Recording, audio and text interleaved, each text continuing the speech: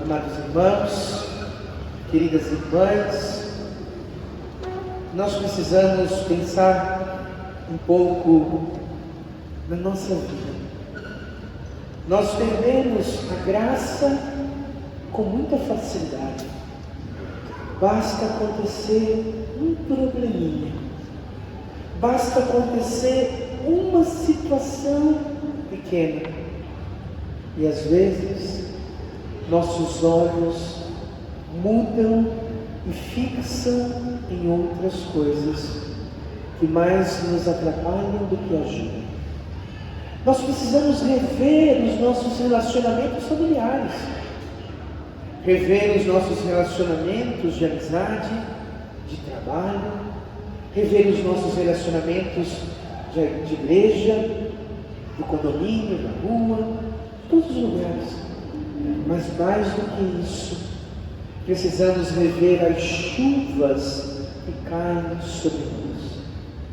Algumas chuvas podem ser mais ácidas, outras chuvas mais adocicadas, mas nós precisamos estar atentos se essas chuvas que caem são do tempo certo, do jeito certo, ou se são tardias, como diz a primeira leitura.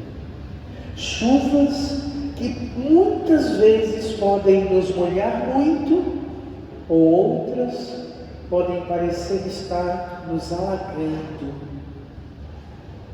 Uso esta imagem para nos fazer refletir sobre a vida, porque há probleminhas que às vezes se tornam problemões.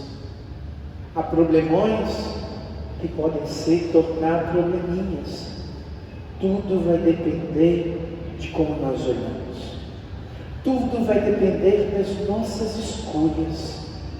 Tudo vai depender da forma em que reagimos às situações da vida.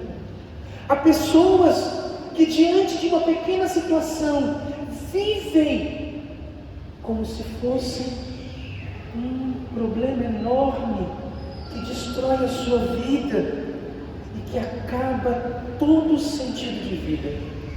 E há pessoas que fazem do limão uma limonada, pegam problemas enormes e dizem: eu não vou de forma nenhuma deixar que nada me roube de Deus.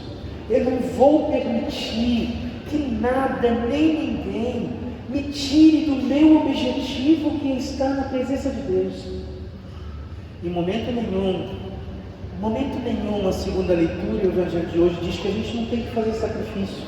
Quando ele fala, prefiro o amor do que o sacrifício, ele está dizendo, deixe de fazer sacrifício, vivam só amor. Não, mas ele está dizendo, há uma preferência de sermos transformados pelo amor.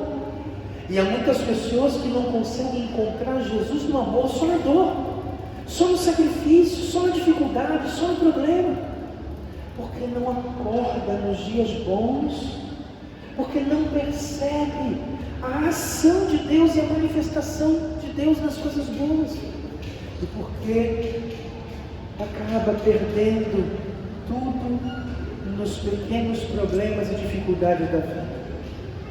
Às vezes isso é preciso que nós tenhamos uma reflexão.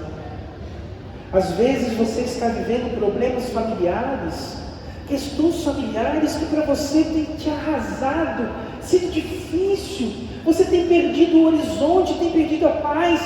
Às vezes você está vivendo problemas financeiros, problemas profissionais, que tem tirado a sua paz, que tem te arrasado. E existem pessoas que às vezes têm perdido o sentido da vida e até pensado em morrer. E infelizmente até aqueles que pensam em se matar por causa dos problemas. Mas eu preciso dizer para você hoje, nenhum problema é tão grande que não tenha uma solução. Ainda que esta solução seja um sacrifício, ainda que essa solução seja um holocausto, ainda que essa solução seja dolorida, ainda que essa solução seja com lágrimas, ainda que essa solução seja com dores, ainda que essa solução seja com perdas, ainda que a solução exija de você um pouco mais, mas não existe na face da terra um problema, uma dificuldade, uma dor, um sofrimento que não tem solução.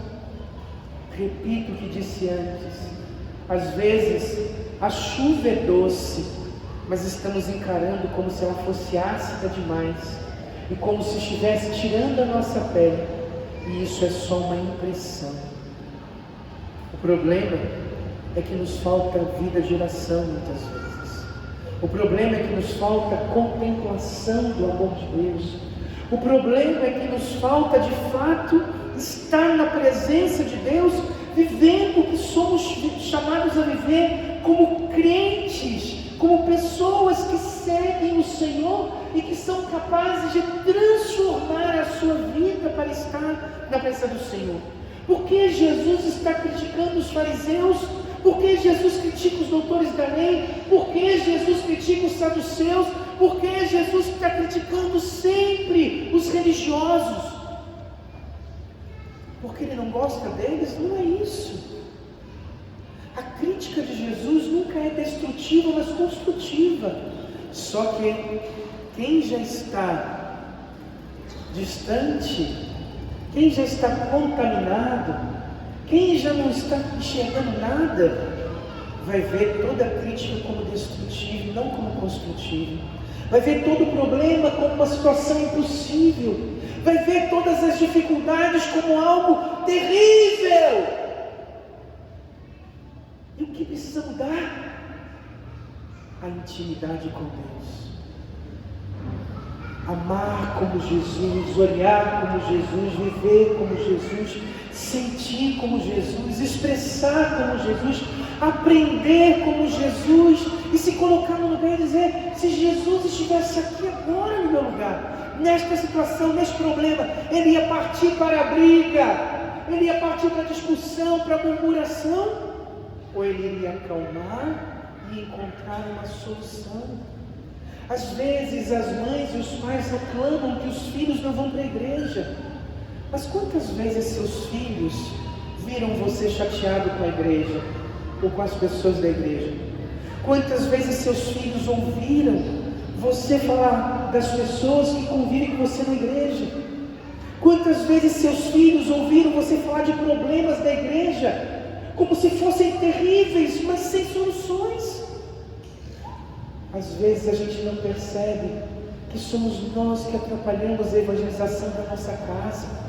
Às vezes a gente não percebe que somos nós que atrapalhamos a evangelização dos vizinhos, quando levamos os problemas sem soluções, sem respostas. Quando levamos as situações com mágoa, com ressentimento, com decepção, com tristeza. E o quanto estas coisas influenciam uns aos outros. Já notaram? Chega alguém e fala do amor de Deus para a gente, chega alguém e fala das maravilhas de Deus para a gente até se alegra com a pessoa. Mas quando chega alguém e fala um problema, aquilo nos contamina. Quando chega alguém e faz uma murmuração, aquilo nos contamina. Quando chega alguém e reclama, aquilo nos contamina. Olha para a nossa casa. Quando um filho começa a falar mal do marido, o quanto isso nos contamina. O quanto alguém começa a falar mal de alguém, o quanto isso nos contamina. E muitas vezes olhamos para aquela pessoa já: será que é verdade? E aí aquela pessoa faz alguma coisa que parece, e a gente já diz: não, é verdade mesmo, está vendo? Olha, aquela pessoa tem razão. E aí está o destroço, aí está a destruição de todas as coisas. Seguir Jesus não é fácil. Seguir Jesus requer amor, acolhimento, sacrifício, oblação, oferenda, holocausto, dentro da nossa própria casa. Às vezes eu gosto muito da imagem do pelicano, porque o pelicano, quando não tem o que dar para o seu filhote, ele rasga o seu peito com o bico, ele arranca a sua carne e ele dá para o seu filhote comer a carne, que é tudo que ele tem. Essa imagem deve fazer-nos pensar do quanto nós precisamos aprender, em vez de chorar e murmurar por não ter comida para dar aos seus filhos, o pelicano resolve da maneira mais dolorosa. E às vezes na vida, nós precisamos aprender a utilizar esses métodos para alimentar da forma certa. Queridos irmãos, queridas irmãs, toda a liturgia de hoje vai nos pedir para não agirmos como fariseus, porque o médico, que é Jesus, veio buscar os pecadores, não os santos. A igreja está cheia de pecadores, a sua casa está cheia de pecadores, o seu trabalho está cheio de pecadores, o seu condomínio está cheio de pecadores, o seu meio de convivência, seus amigos está cheio de pecadores. E o médico veio curar e cuidar dos pecadores. O quanto nós temos que ter isso em mente e não olharmos para as pessoas querendo buscar perfeição, querendo buscar santidade. Enquanto nós buscamos perfeição e santidade nas pessoas, nós nos decepcionamos, porque queremos exigir do outro o que o outro muitas vezes não pode, não consegue e não tem para dar. Não pense que você vai casar com seu marido e a sua mulher pronta, santa e perfeita. Não, vai casar com um pecador, com um doente cheio de problemas, que você vai ter que aprender a lidar com os problemas. Não pense que seus filhos serão santinhos, bendito seja Deus se forem, mas pense que você vai ter filhos problemáticos, difíceis, que vão precisar de você, do seu sacrifício, do seu amor. Pense que você vai ter filhos doentes, que vão precisar do médico para curar, porque o meio que nós vivemos está corrompido. E o quanto nós vamos precisar nos reinventar. Mãe, o quanto vocês precisam se reinventar para fazer seus filhos serem melhores. Esposas, o quanto vocês precisam se reinventar para o seu casamento não acabar. Maridos, filhos, nós na vida vamos ter que nos reinventar sempre, mas precisamos fazê-lo à luz do Evangelho, à luz do amor, à luz da palavra, transformados por esta beleza que de fato nos faz acreditar e viver o quanto o Cristo que ressuscitou dos mortos nos chama a ressuscitar. E Ele que deu a vida por causa dos pecados nos justifica e nos revigora para que vivamos plenamente a sua vontade. Nós só precisamos fazer como salmista, irmos até Ele e buscar a salvação. Mas para isso é preciso transformação, metanoia, é preciso modificação. Às vezes somos pegos de surpresa e nos perdemos sem perceber, nem é por mal, mas quando damos conta, já deixamos que o coração ficasse durinho, distante, e o quanto é preciso voltar. Busque Deus enquanto Ele se deixa encontrar. Hoje é o dia da graça, hoje é o dia de reconhecermos o quanto precisamos que Deus toque a nossa mente, o nosso coração, com esta salvação que está aqui dita. O quanto nós precisamos que o Deus de Abraão, o Deus de Isaac, o Deus de Jacó, o Deus que ressuscitou Jesus dos mortos, nos tome e nos cure, seja nosso médico, para curar o coração, a mente, a vida, a história, a maneira de pensar, a maneira de agir, a personalidade. O quanto precisamos mudar tantas coisas, mas sobretudo, o quanto precisamos aprender a estar nele, confiando nele nas situações mais difíceis, vivendo nele, tendo a certeza. Vem e segue. O Senhor não nos promete facilidades. O Senhor não promete que tudo será do jeito que a gente pensa, do jeito que a gente gosta. Como seria diferente o mundo se fosse do jeito que a gente acha que tem que ser? Como seria diferente o mundo se tudo fosse como nós planejamos, organizamos, como a gente acha que tem que ser?